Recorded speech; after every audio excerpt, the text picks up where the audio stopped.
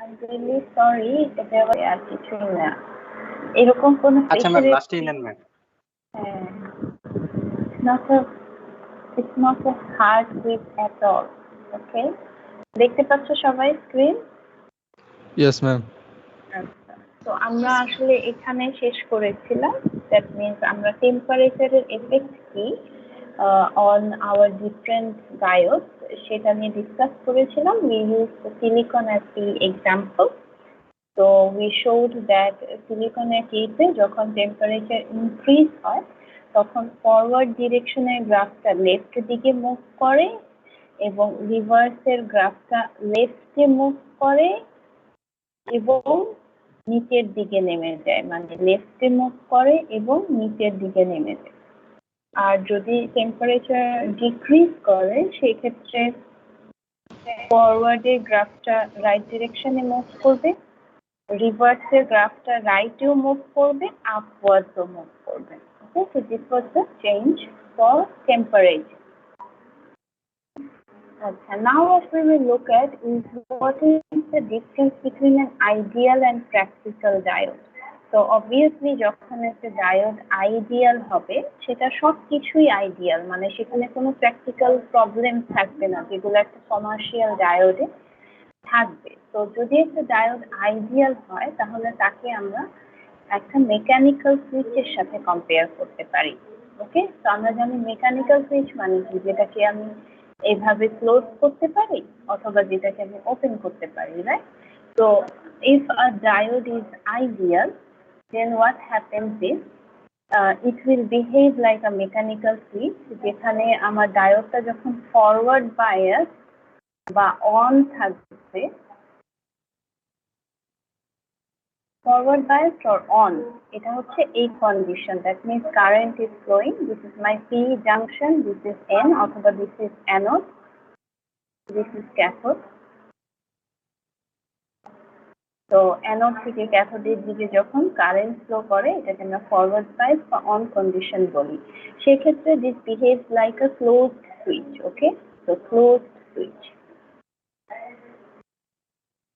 However, if you talk about the reverse biased condition, মানে যেখানে current almost flowy করে না, ওকে, শুধু একটা স্মল কারেন্ট ফ্লো করে, স্যাচুরেশন কারেন্ট, এটা ছাড়া আর কোনো কারেন্ট ফ্লো করে না, তখন আমরা ডায়োডকে একটা ওপেন সুইচের সাথে কম্পেয়ার করতে পারি, because this is like of.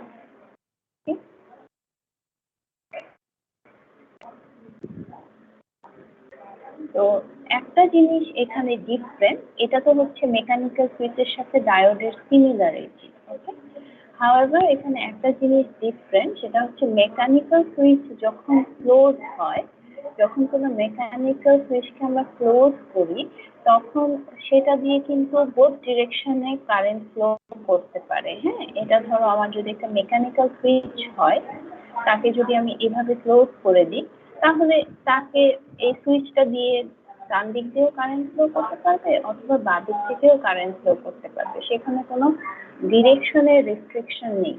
But ডায়োডের কেসে আমরা জানি যে সুইচ যখন ক্লোজড হয় তখন কিন্তু শুধু একটা ডিরেকশনেই কারেন্ট ফ্লো পসিবল। যদি অপোজিট ডিরেকশন থেকে কারেন্ট আসে তখন কিন্তু সুইচটা আসলে ওপেন হবে। তো এটার বিহেভিয়ার মেকানিক্যাল সুইচের মতো, but not exactly, because mechanical সুইচে কোনো ডিরেকশনের ফ্যাক্টর নেই। এখন হচ্ছে আমার ডায়োডটা যদি আসলে আইডিয়াল হতো তাহলে সেটার গ্রাফ কেমন হতো এবং প্র্যাকটিক্যাল হলে what would the graph look like. তো আমার ডায়োড যদি আইডিয়াল হতো তাহলে কি হতো, it would behave like a closed switch in the forward bias region, and তখন এটা রেজিস্ট্যান্স হওয়া উচিত 0।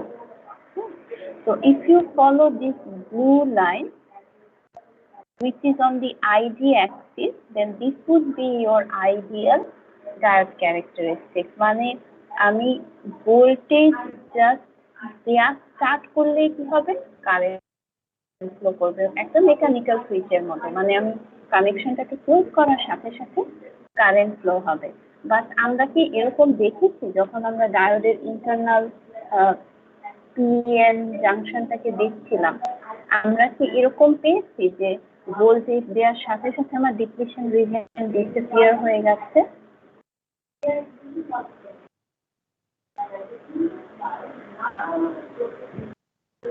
So when we were talking about the PN junction here, what happened in the forward bias condition?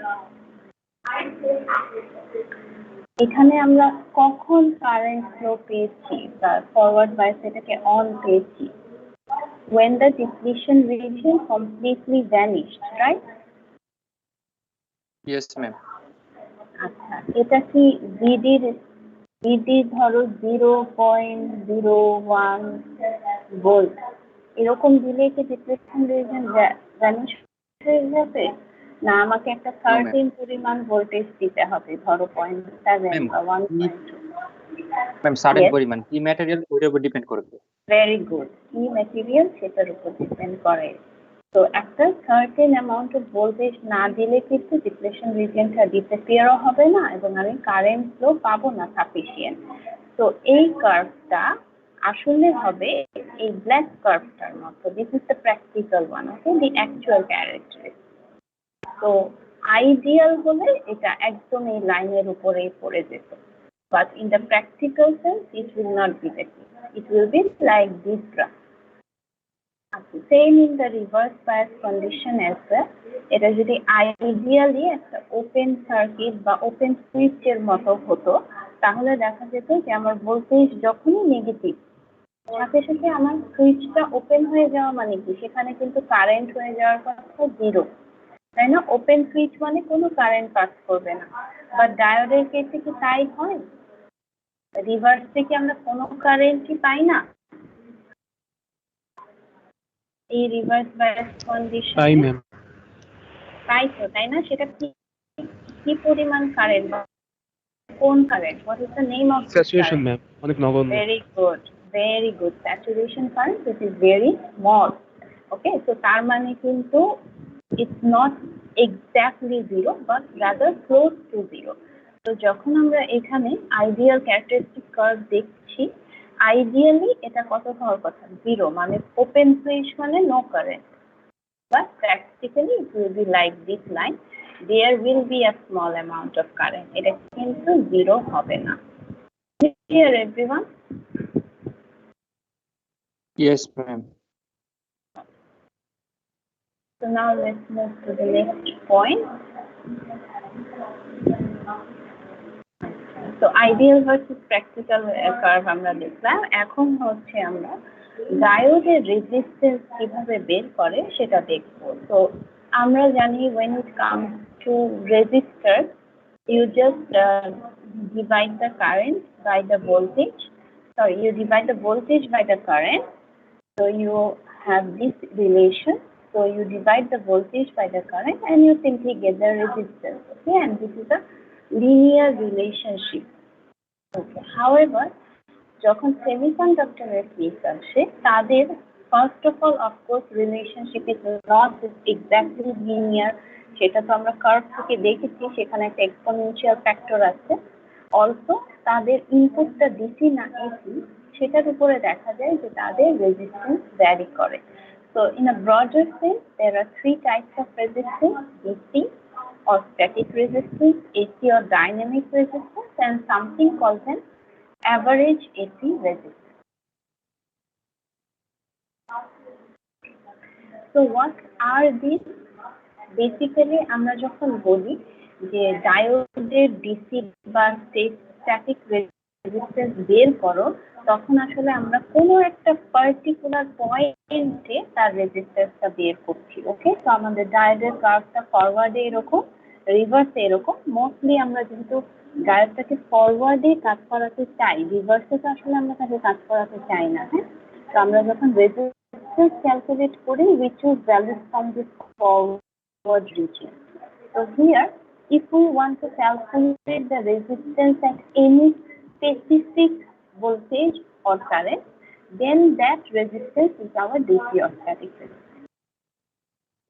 তো আমাকে যদি বলা থাকে যে এই কারেন্টের করেসপন্ডিং রেজিস্ট্যান্স বের করো, তো সেক্ষেত্রে আমাকে এই পয়েন্ট থেকে একটা লাইন ড্র করতে হবে এবং তার করেসপন্ডিং ভোল্টেজটাও গ্রাফ থেকে বের করতে হবে। উল্টাটাও হতে পারে, আমাদেরকে ভি বলা থাকতে পারে, দেন আইডি আমাদের বের করতে হবে, এবং এই দুটো গ্রাফ থেকে বের করে আমি সিম্পলি এটাকে ভিডি বাই আইডি করব। That will give me the DC of static.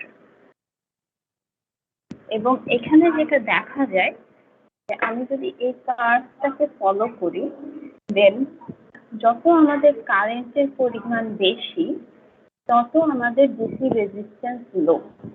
Can someone tell me why? Ma'am current তো ম্যাম রেজিস্ট্যান্সের বিপরীত, এর জন্য। Exactly. So current is opposite of resistance. That is very easy to understand from this equation, right? যেমন current যত বাড়বে obviously resistance তত কমবে। এবং আরো একটা জিনিস আমরা দেখতে পাই যে কারেন্ট যদিও একটা পয়েন্টের পরে অনেক ড্রাস্টিক্যালি বাড়ছে, বাট ভোল্টেজে কিন্তু তেমন কোনো সিগনিফিকেন্ট চেঞ্জ আর হয় না, তাই না? তো ভোল্টেজটা দেখা যায় যে মোর অর লেস কনস্ট্যান্ট হয়ে যাচ্ছে, এবং অবভিয়াসলি তখন যদি কারেন্ট বাড়ে তাহলে আমার রেজিস্ট্যান্স কমবে। তো দ্যাট ওয়াজ ডিসি রেজিস্ট্যান্স। এখন আমরা একটা ম্যাথ দেখবো ডিসি রেজিস্ট্যান্সের। This are all examples from your book. তো তোমাদের যে রেফারেন্স বুক আছে সেটার এক্সাম্পল। তো এখানে আমাদেরকে বলেছে that this graph is given. Now find the DC resistance, and they have given you first of all some values of current and then another value of voltage. So আমি তোমাদেরকে বলেছি যে কোনো একটা দেয়া থাকতে পারে যে এই স্পেসিফিক কারেন্ট লেভেলে রেজিস্ট্যান্স বের করো অথবা এই স্পেসিফিক ভোল্টেজ লেভেলে রেজিস্ট্যান্স বের করো। ওকে, যে কোনোটা হতে পারে, as long as we have the curve we can do it either way. So let's start with the first one. আমাদেরকে first এ বলেছে current 2 milliampere. So obviously this is a low level current. This is a small amount of current. So আমাদেরকে কি করতে হবে? 2 milliampere point থেকে we have to draw a line and extend it to the graph. Then we have to look at the corresponding voltage. এখানে সেটা around 0.5 volt.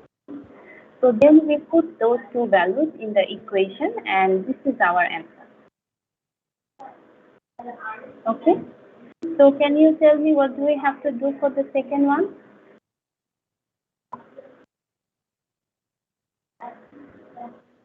Twenty milli থেকে একটা curve draw করব, দেন ওইটা দেখবো ভোল্টেজের কোন জায়গায় ইন্টারসেকশন করতেছে। Correct.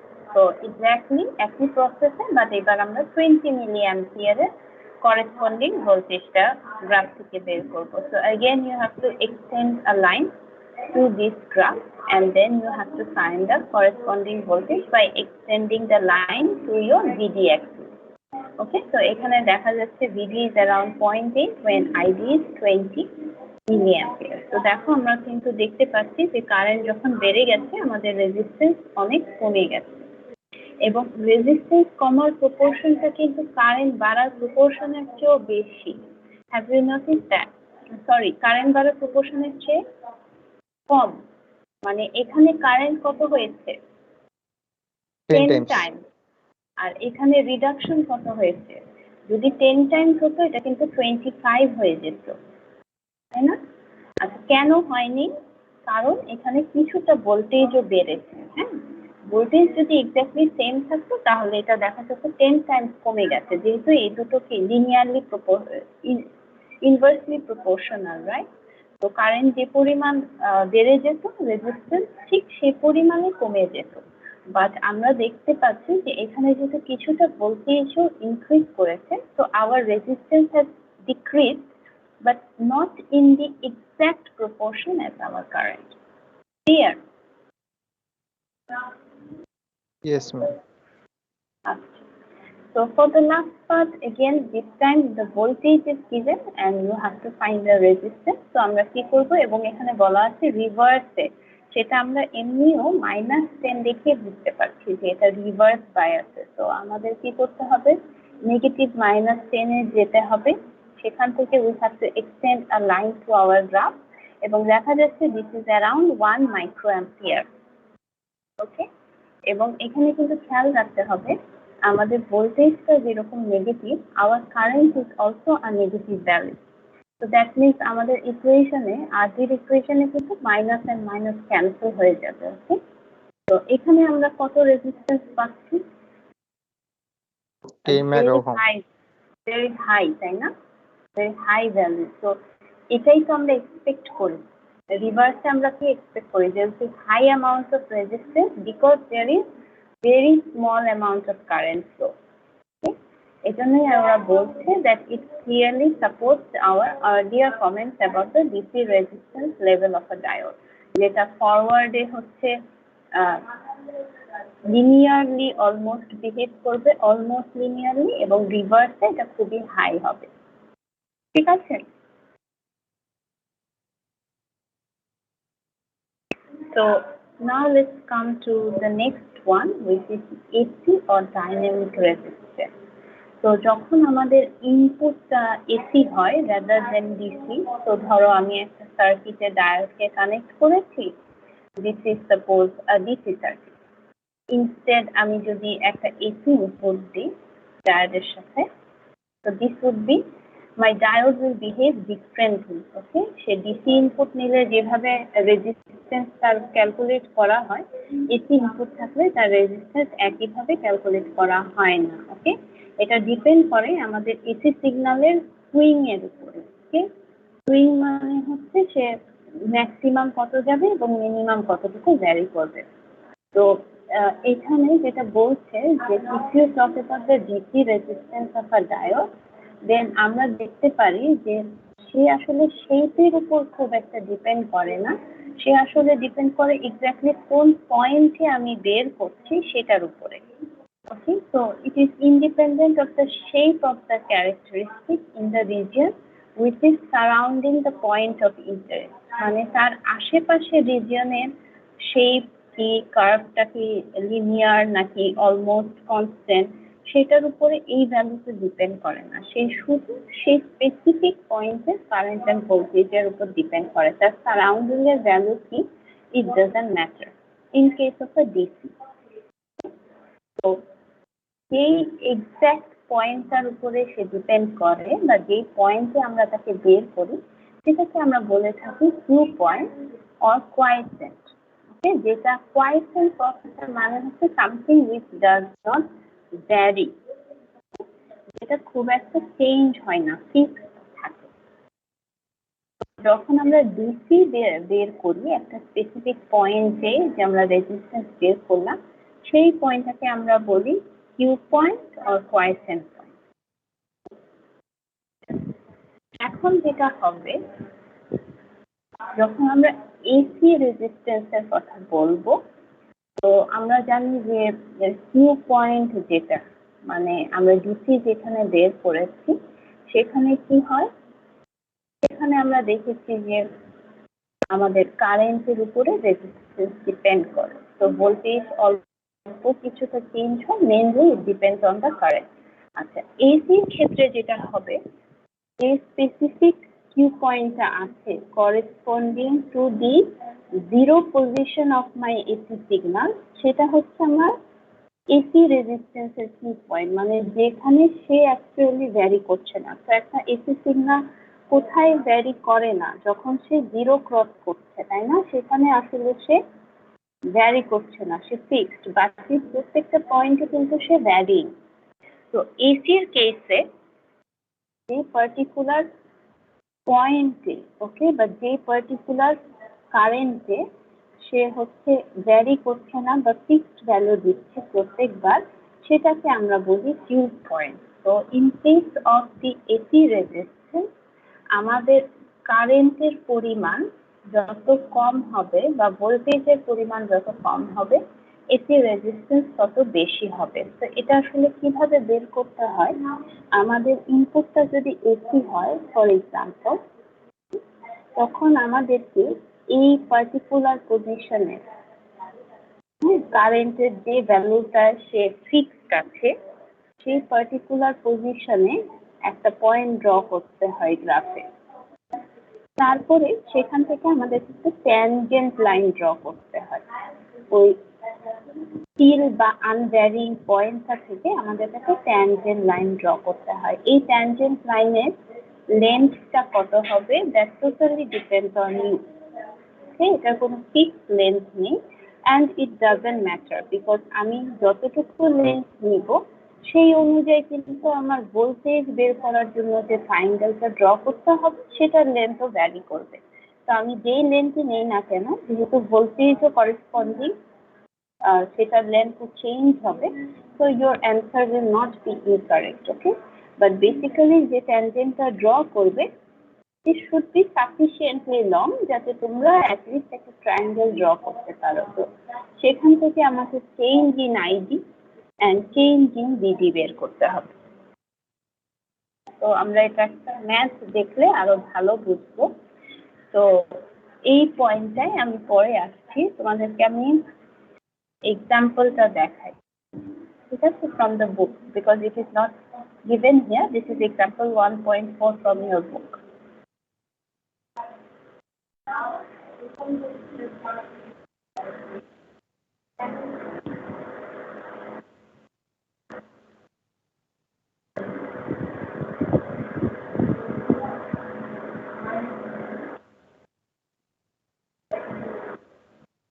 Suitable for everyone, and I have also uploaded this. So এটা তোমাদের আপলোডও করা আছে এবং এটা অনলাইনেও খুব ইজিলি পাওয়া যায়।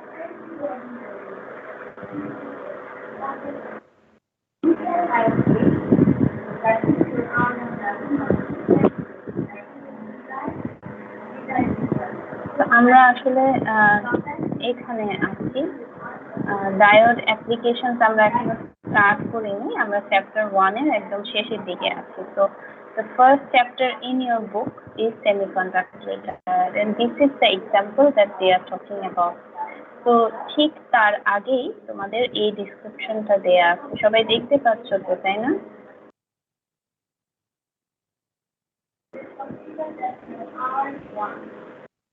Can you see the book, everyone? Yes, ma'am. Yes, ma'am. Yes, ma'am.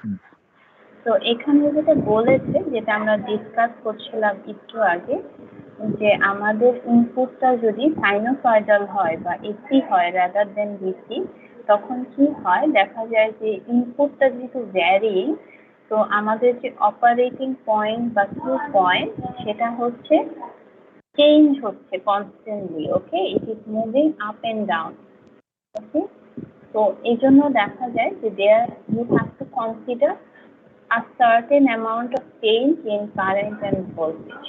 Okay, তো প্রথমে আমাদেরকে কিউ পয়েন্টটা কিভাবে বের করতে হয়, ডিসি লেভেল থেকে, মানে আমি যে স্টেডি পয়েন্টটা বের করব সেটা আমাকে ফার্স্টে কিভাবে বের করতে হবে, আমাকে ফার্স্টে চিন্তা করতে হবে যে আমার সিগন্যালটা যদি ভ্যারিং না হয় তাহলে আমার পয়েন্ট অফ অপারেশন কোথায়, ফার্স্টে সেটা আমাকে বের করতে হবে। দেন আমাকে যেটা করতে হবে যে I have to consider my AC input এবং আমাকে তার সুইং চিন্তা করতে হবে, দ্যাট মিনস কি পরিমাণ চেঞ্জ হচ্ছে। So a straight line which is drawn is tangent to the curve through the Q point, and it will define a particular change in voltage and current which is used to determine the AC resistance. Okay, তো ব্যাপারটা হচ্ছে আমার AC বের করার আগেও কিন্তু আমার ডিসির একটা প্রয়োজন হচ্ছে, বুঝতে পারছো কি? Because AC is something Yes, which ma'am. is varying all the time, right? But সেটাকে যে আমি with respect to fixed point আমি যে ট্যানজেন্টটা আঁকবো, সেই জন্য কিন্তু আমার ডিসির পয়েন্টটা বের করতে হবে। তারপরে আমি এটা রেসপেক্টে এখানে একটা ট্যানজেন্ট আঁকবো, এই যে এটা ওরা ব্লু লাইনটা ড্র করেছে, এটা আমাদের ট্যানজেন্ট। তো এই জিনিসটা আসলে ম্যাথমেটিক্যালি কিভাবে বের করে, ম্যাথমেটিক্যালি এসি রেজিস্ট্যান্স হচ্ছে change in voltage divided by change in current. তোমরা জানো ডেল্টা মানে এটা চেঞ্জ বোঝায়। Okay? এখন আমরা একটা ম্যাথ দেখি এবং দেখি যে এখানে একটা স্টেটমেন্ট যে আমরা বললাম, যেটা এখানেও বলেছি যে smaller the current or lower the voltage higher is the AC resistance. এটা কেন বললাম, এটা এমনিও এই ইকুয়েশন থেকেও কিন্তু আমরা বুঝতে পারছি, তাই না? ইকুয়েশন থেকে Yes, তো আমরা বুঝতেই পারছি যে এটা যত বেশি হবে এটা তত কম হবে, অথবা ভাইস ভার্সা, মানে এটা যত কম এটা তত বেশি, রাইট? আচ্ছা, কিন্তু কথা হচ্ছে smaller the current or lower the voltage, তখন কেন এটি রেজিস্ট্যান্স? মানে ভোল্টেজ তো এটার সাথে ডিরেক্টলি প্রপোর্শনাল, তাই না? আমরা তো বলছি smaller the current or lower the voltage. কারেন্টের ব্যাপারটা তো বুঝলাম, কারেন্ট যত কমবে রেজিস্ট্যান্স তত বাড়বে, বাট হোয়াট অ্যাবাউট ভোল্টেজ? ভোল্টেজে আমরা লোয়ার দ্য ভোল্টেজ বললাম, আবার বলছি যে রেজিস্ট্যান্স তখন কম। এসির ক্ষেত্রে সেটা কেন হবে, সেটা আমরা বুঝবো এই এক্সাম্পলটা দেখে। এখানে দেখো আমাদেরকে ফরওয়ার্ড বায়াসের কার্ভটা দেয়া হয়েছে এবং দুটো পার্টিকুলার কারেন্টের ভ্যালুতে আমাদেরকে বলা হয়েছে এসি রেজিস্ট্যান্সটা বের করতে। এবং একটা তোমরা দেখতে পাচ্ছ কি লো লেভেল কারেন্ট, রাইট? আরেকটা কি হাই লেভেল কারেন্ট। দেন তোমাদেরকে বলেছে যে পার্ট এ এন্ড বি এর অ্যান্সারটাকে কম্পেয়ার করো। আচ্ছা, তো এখন দেখো যেহেতু এটা এসি রেজিস্ট্যান্স, তো আমাকে এই যে পয়েন্ট গুলো বলেছে এগুলো কোনটা? এগুলো হচ্ছে 2 পয়েন্ট, মানে যেটা আমার স্টিল বা ফিক্সড পয়েন্ট, মানে যেটা আমরা ডিসিতে নর্মালি ইউজ করেছি, তাই না? তো এটা হচ্ছে আমাদের কিউ পয়েন্ট। কিউ পয়েন্টের থেকে তোমাকে কি করতে হবে? তোমাকে ট্যানজেন্ট আঁকতে হবে, এবং ট্যানজেন্টটা আঁকলে যখন আমি এখানে বের করছি for the first condition, let's go for the first condition, okay? 2 milliampere. তো আমাকে কি করতে হবে? From 2 milliampere I have to identify this point, and then আমাকে কি করতে হবে? একটা ট্যানজেন্ট আঁকতে হবে এখানে, হ্যাঁ? এখন ওই যে বললাম ট্যানজেন্টের length entirely up to you, যতটুকু নিলে তোমরা সাফিসিয়েন্ট একটা চেঞ্জ বের করতে পারো, দ্যাট ইজ এনাফ। তো এখানে যেহেতু পয়েন্টটা নিচের দিকে, তো ওরা পুরো জিনিসটাকেই ট্যানজেন্ট করেছে, মানে এক্স অ্যাক্সিস পর্যন্ত। আচ্ছা, তারপরে দেখো তারা একটা ট্রায়াঙ্গেল ড্র করেছে। তো আমার এখানে চেঞ্জ ইন আইডি কত? এটা না, এই 4 থেকে 0, দ্যাট মিনস আমার চেঞ্জ ইন আইডি কত আসলো? 4 minus 0, which is 4 milliampere, right? yes, ma'am. আর চেঞ্জ ইন ভিডি কত হবে? অ্যারাউন্ড 0.75 থেকে 0.65 এর মতো, তাই না? 0.75 মাইনাস হয়তো 0.65। Ma'am, এই ভ্যালুগুলো তো ম্যান টু ম্যান ভেরি করবে, কারণ এক একজনের ধর হ্যাঁ, ভ্যারি করবে, এক্স্যাক্টলি সেম আসবে না, কাছাকাছি আসবে, আবার তোমার ট্রায়াঙ্গেলের সাইজের উপর ডিপেন্ড করবে, বাট ডাজন্ট ম্যাটার, অ্যান্সার যেটা আলটিমেটলি আসবে, as long as your triangle is sufficiently good, তোমরা কাছাকাছি অ্যান্সার পাবে, এক্স্যাক্টলি সেম অ্যান্সার পাবে না। আচ্ছা, ইভেন দেখো আমার সাথে কিন্তু ওদের একটা ভ্যারিয়েশন আছে, আমি নিয়েছি 0.75 and 0.65, ওরা নিয়েছে 0.76 and 0.65, অল্প কিছুটা কিন্তু ভ্যারিয়েশন আমাদের অ্যান্সারেও আসবে। তো এখন আমাদের আরডি কিভাবে বের করতে হবে? Change in VD divided by change in ID.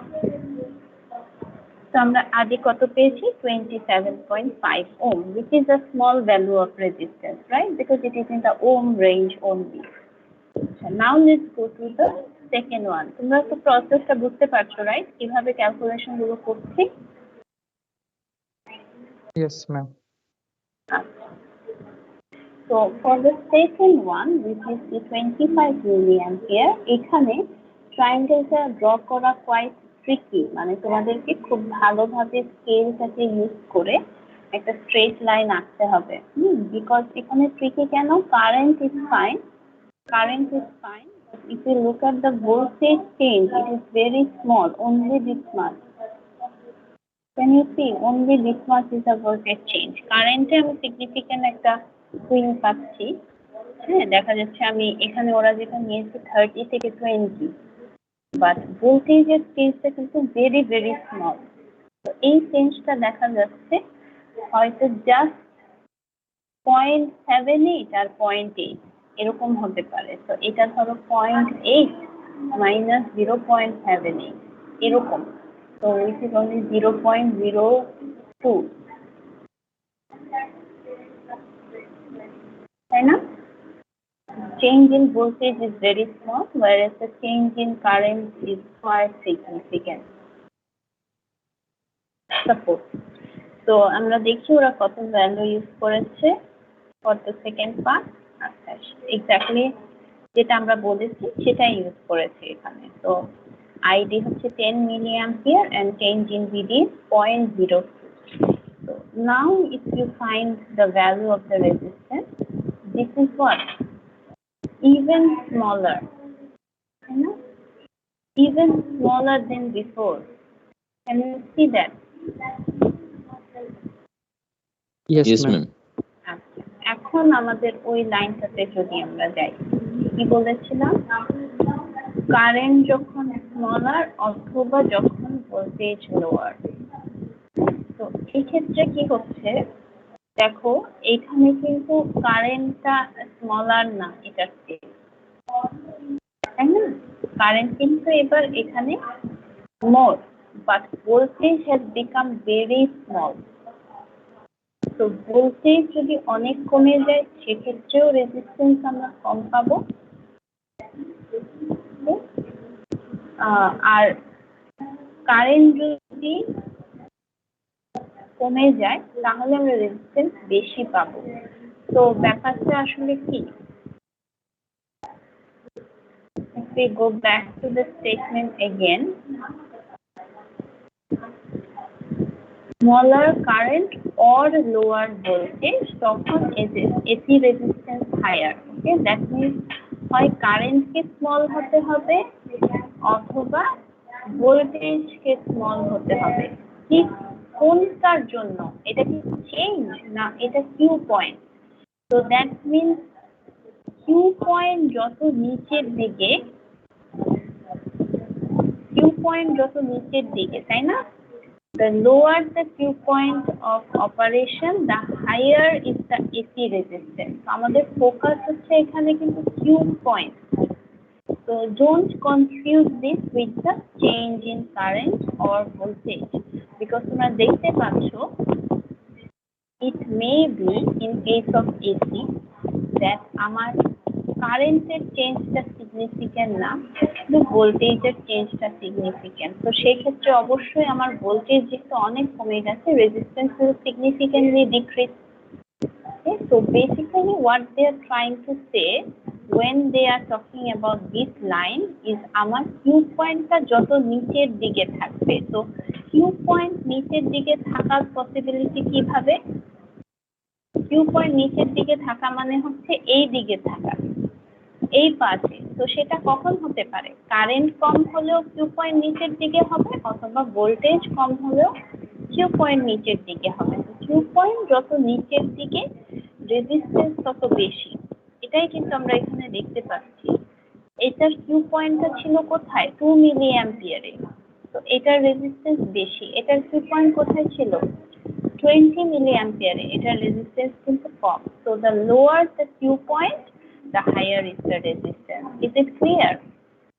তো এই কারেন্ট এন্ড ভোল্টেজ মানে হচ্ছে কিউ পয়েন্টের কারেন্ট অথবা voltage, not your AC swing. Okay?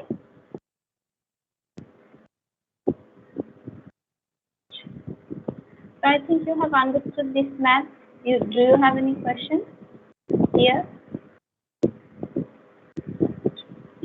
So in the third part, what they did is, after they found the AC resistance, তারা বলেছে যে এই পয়েন্টগুলোতে ডিসি রেজিস্ট্যান্স বের করে তাদেরকে এসির সাথে কম্পেয়ার করো।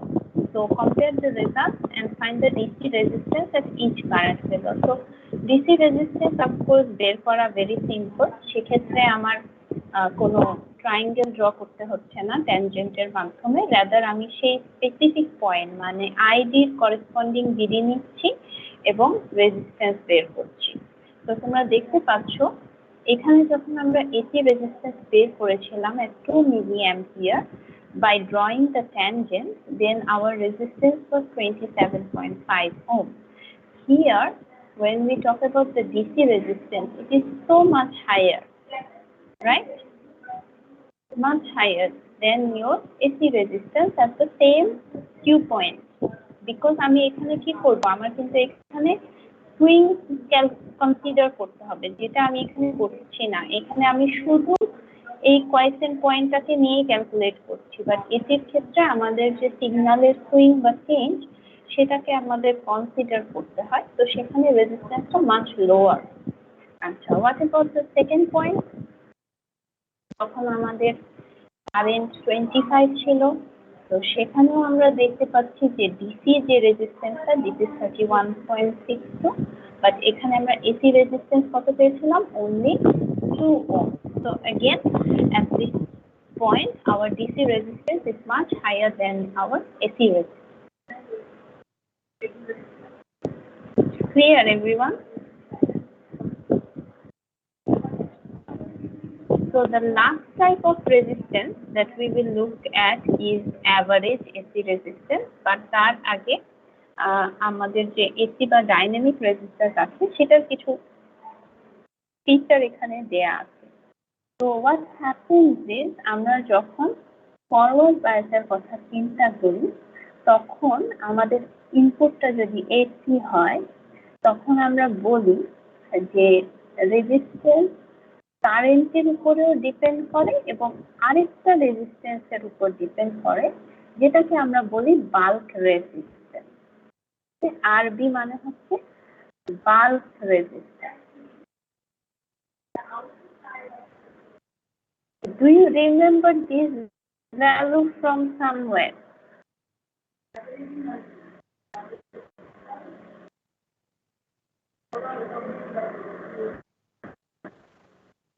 Have you seen this value somewhere before?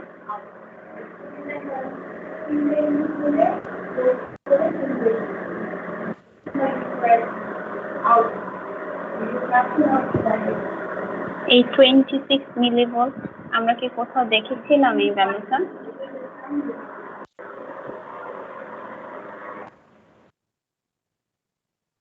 হ্যাঁ, ইয়েস অথবা নো তো বলতে হবে, হ্যাঁ অথবা না। আমরা কোথায় দেখেছিলাম? ম্যাম একটু আগে তো হাই ভোল্ট। No, here. আমাদের কি বলেছিলাম মনে আছে? এই ভ্যালুটা তোমরা অনেকবার দেখতে পরে।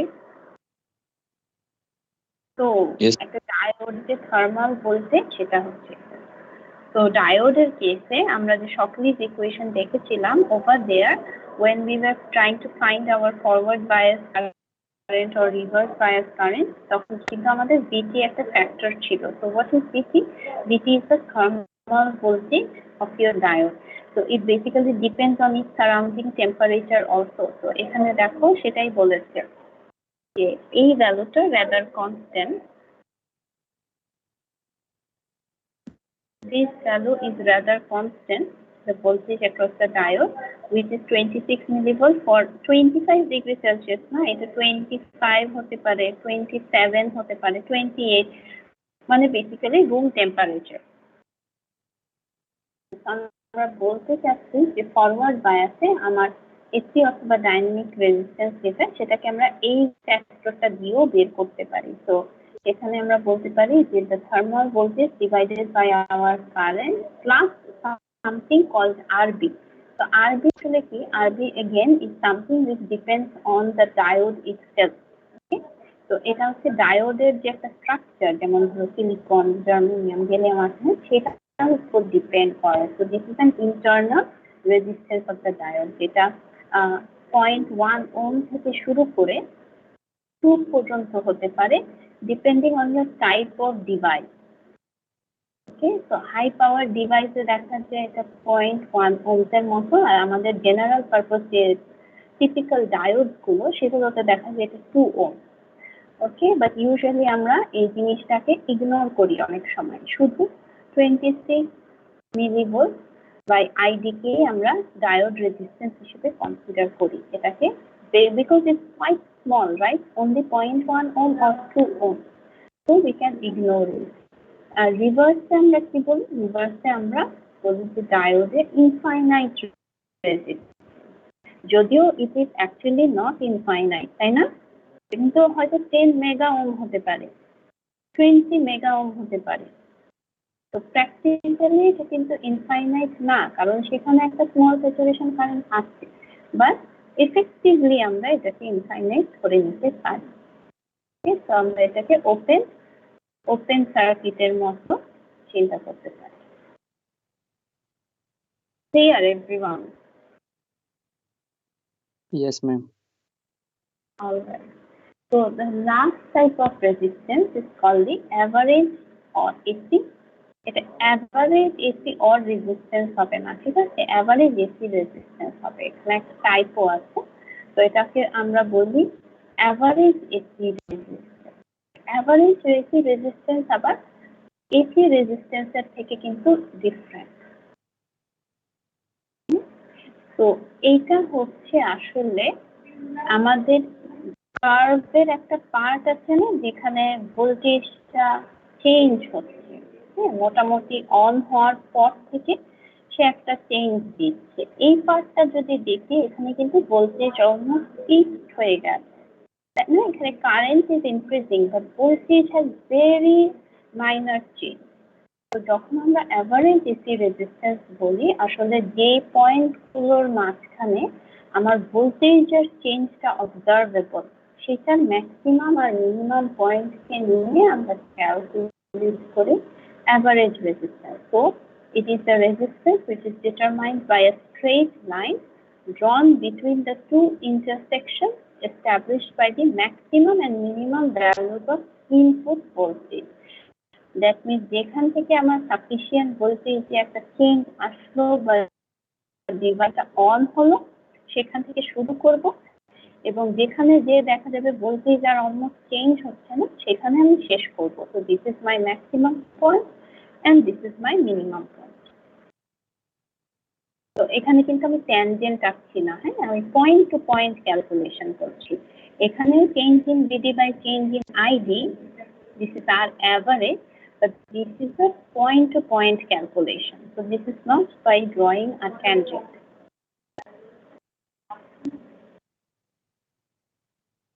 Is there a math related to this that I can show you?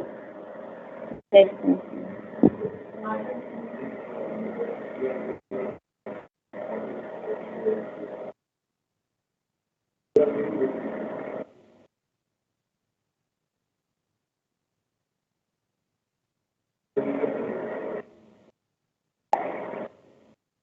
I think I have an example here.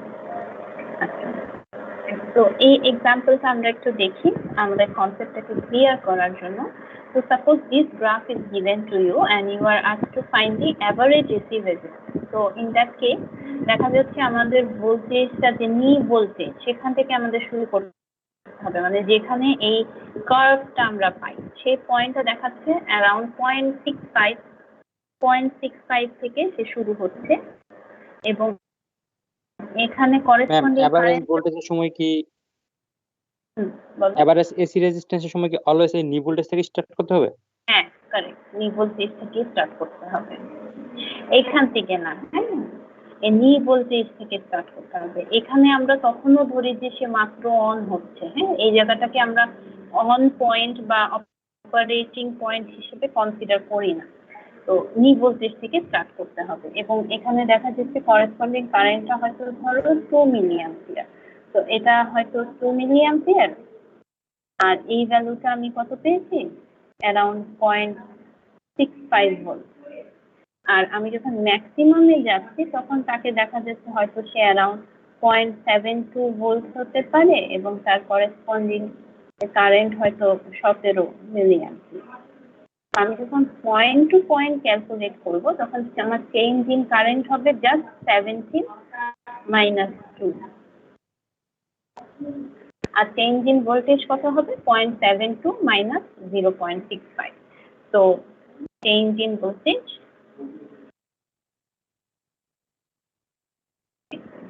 ওরা যেমন নিয়েছে 0.725 মাইনাস 0.65, আমি পেয়েছি 0.72 minus 0.65. Okay, so this is your average voltage, change in VD by change in ID.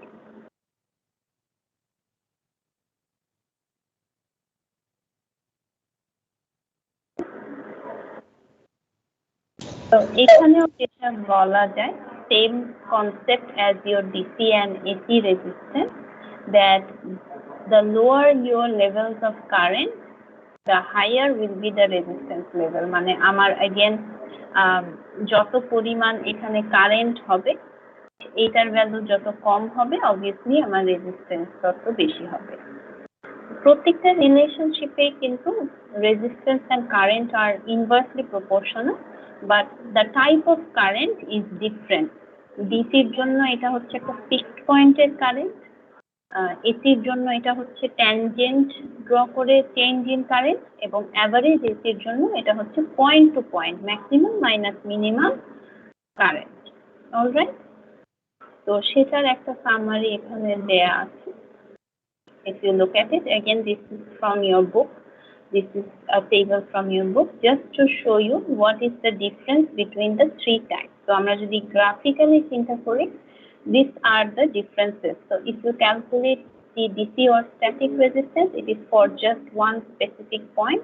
So, this is your formula. If it is AC or dynamic, then you have to draw a tangent through your Q point. Okay? And সেটাকে আমরা change in VD by change in ID যেরকম করতে পারি, আবার এই ফর্মুলাটাও apply করতে পারি, যেটা আমরা একটু আগে দেখেছি। দুটো দিয়ে একই অ্যান্সার পাবে। তো either change in VD by change in ID or 26 millivolt divided by the current at the Q point. Any one.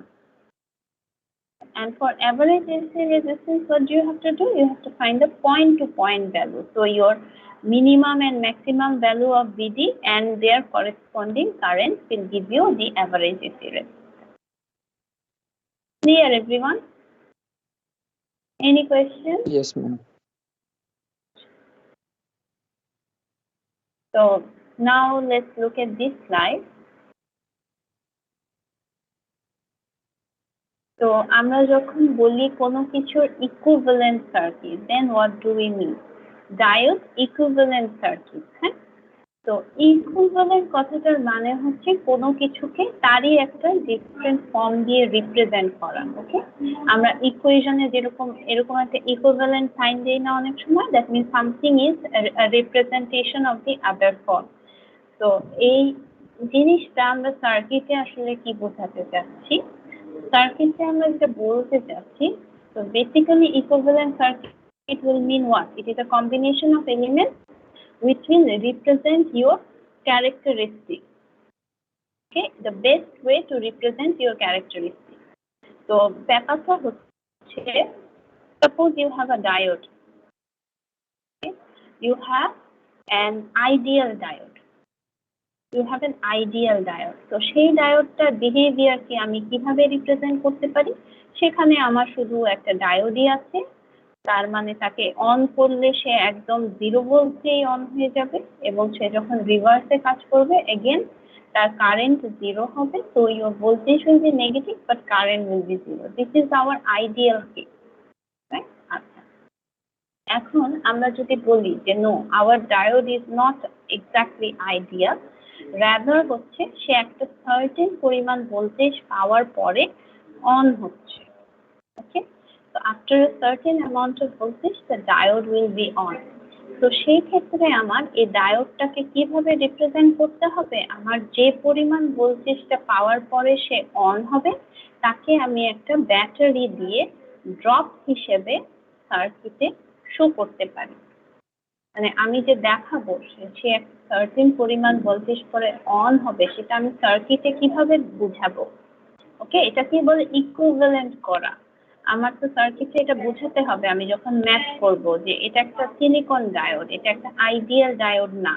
তো সেক্ষেত্রে এই যে সিলিকন যে 0.7 ভোল্ট পাওয়ার পরে অন হবে, সেটাকে আমি কিভাবে রিপ্রেজেন্ট করতে পারি? আমি যদি ডায়োডের সাথে একটা সিরিজে ব্যাটারিকে এমন ভাবে কানেক্ট করি যে সেটা একটা ড্রপ রিপ্রেজেন্ট করে। তো এটা হচ্ছে একটা সিম্পলিফাইড মডেল। সেটা কি রিপ্রেজেন্ট করবে? সেটা কিন্তু রিপ্রেজেন্ট করবে যে আমার একটা সার্টেন পরিমাণ ভোল্টেজ পরে কারেন্ট হাই হয়ে গেছে। এটাও কি আমাদের 100% ডায়োডের কার্ভ হয়েছে?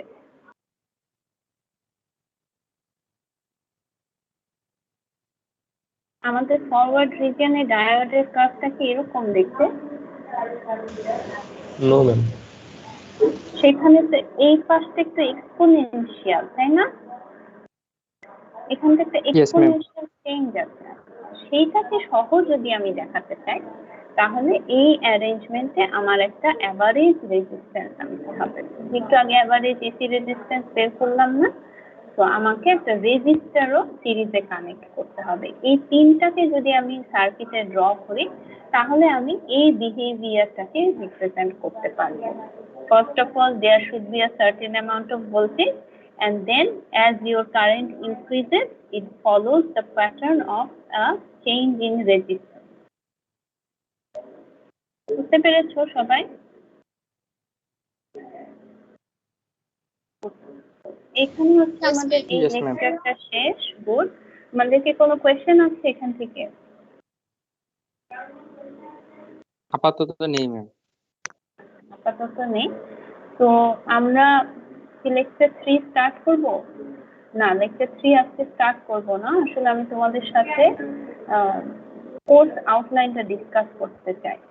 তো তোমাদেরকে আমি অপশন দিচ্ছি, তোমরা কি আগে কুইজটা দিতে চাও না আগে কোর্স আউটলাইন ডিসকাস করতে চাও? We have to discuss the course outline, okay? তো কোনটা তোমরা আগে করতে চাও বলো? কুইজটা আগে দেই। কুইজটা আগে দিবে। ইয়েস ম্যাম, কুইজটা আগে দেই।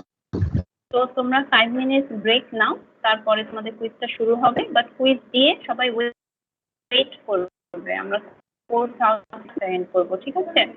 তো 5 মিনিট পরে তোমাদের কুইজ শুরু হবে 10:40 তে। ওকে, 10:40 কুইজটা শুরু হবে।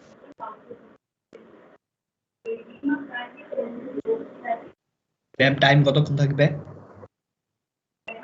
টাইম থাকবে হচ্ছে 7 থেকে 8 মিনিট ম্যাক্সিমাম। 5টা এমসিকিউ থাকবে, each will carry 2 marks. Alright? Okay ma'am.